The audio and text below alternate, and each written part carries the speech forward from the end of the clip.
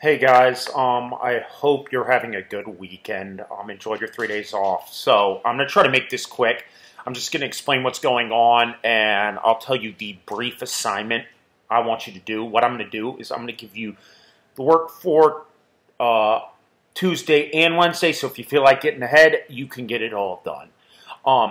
So basically, I want to talk about the game we did Friday. Some of you who weren't there try to imagine this, and the way this worked. I divide you into groups. Each group was a pack of wolves, and you went through rounds that represented different generations of the wolves. And like in nature, some wolves die, some don't. The only difference in my groups was which wolves died. So in half my groups, what happened is I had the meanest and the nicest wolf die every round. So what this means is the mean wolf dies because he probably picks a fight with somebody that's bigger and badder than he is, and that's not a good idea in nature. The nicest wolf doesn't stand up for itself. It's not aggressive enough, so it kind of gets eliminated from the population. And for the most part, we had our numbers, which represented how aggressive these wolves were. They stayed the same for the 10 rounds. They change a little bit, but it's not a big change. The other groups, I changed the selection pressures, which is to say, in these groups, for some reason, every generation, the mean wolves keep dying. So the mean wolves keep dying, and what we noticed is our numbers started in the 45 range.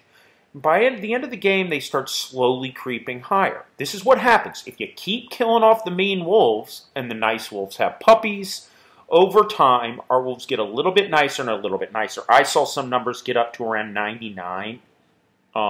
In past years, I have had groups where we played the game a little bit longer and were able to go of about 20 rounds, and I had some wolves in the 150, 180 range. If we were to play this 1,000 rounds, who knows? Maybe you get something in the 1,000 range. And what this shows is the places living things are living can change how they act, what they look like over time. And this is what has happened. So we want to think about this. This story is basically 30,000 years ago, give or take. My numbers might be a little bit off. But people are hunter-gatherers. We live in this area where we pick berries, we pick whatever we can find, and we're looking specifically at the peoples of northern Siberia in Asia and Northern Europe, Eurasian continent, and there are packs of wolves. And this weird thing happens where, as we're hungry through the winters, we find, hey, look, wolves are better at finding where reindeer and all our game animals are. So if we kind of follow these wolves, it helps us out.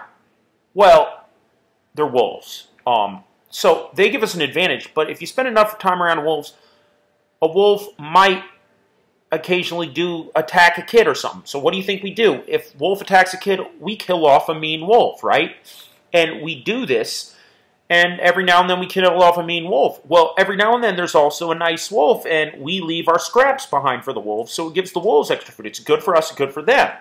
And over thousands of generations, we occasionally kill a mean wolf, and we occasionally give some extra food to a nice wolf. And we do this year after year for tens of thousands of years. Izzy, come here. Izzy. And I'm going to bring my dog over here. Come here. Come here. She is not the most obedient, but come here. So, you've heard me talk. This is Aquina. She is my modern-day wolf. And she's kind of a ridiculous creature. I get home in the afternoon, and it's like Superman walked through the door. She thinks I'm the best thing in the universe. She loves me more than anything in the world. And we can actually look at the brain, and what we see is that dogs produce this insane amount of oxytocin when they see their owners. They release the chemical that you release when you are in love or when a baby sees its mother. It is this oxytocin chemical. And how did we get her?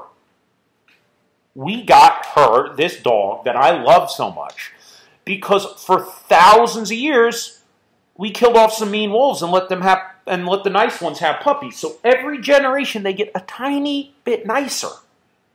Into this point where we get this animal that is skeleton looks mostly like a wolf. It's got some slightly different colors, but it doesn't act anything like a wolf. It's too nice. I told you guys I had a friend who had a pet wolf hybrid who was like 60% wolf, named Cheyenne, 40% husky or Malamute or something, and it didn't act like a dog. It challenged for authority, and I mean, it was a nice animal, but it didn't. You looked at it, and you could tell it didn't have the same sort of love for its owner in its eyes than a natural dog did. We bred these animals. We bred my Izzy here, or your dog at home, to just like go nuts when its mom or dad comes through. This is what happens when you change which organisms live and die. And we've done this with wolves, but we've done it with other animals. We've actually done it with plants, and that's sort of what we're going to talk about for the next few days. So if this video should help you with this. The game we played should help you with this. What I'm going to do is I'm going to post attendance link for the 2 days. You have to do this attendance link, and I will post 2 sets of discussion questions. These you need to give me a few sentences to think about. As I tell you always, you may not understand all these. That is fine. Give me your best. So give me your best to answer these questions.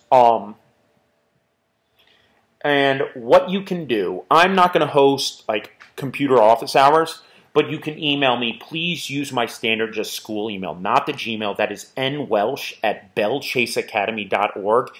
Any day on either Tuesday or Wednesday. If you email me by noon, I will have a response to you by 2 o'clock at the latest explaining the work. I want you to do them on paper. It's easier for me to grade these. I will pick them up. I realize there are a few of you on trips who aren't able to do this. You will get it done for me later as a late assignment.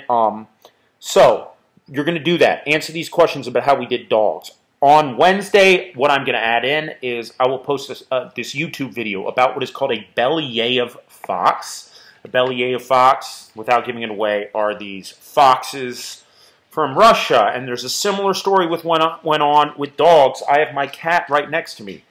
There is a similar story with the reason my cat's kind of crazy, but it's not nearly as crazy as wild cats in the wild.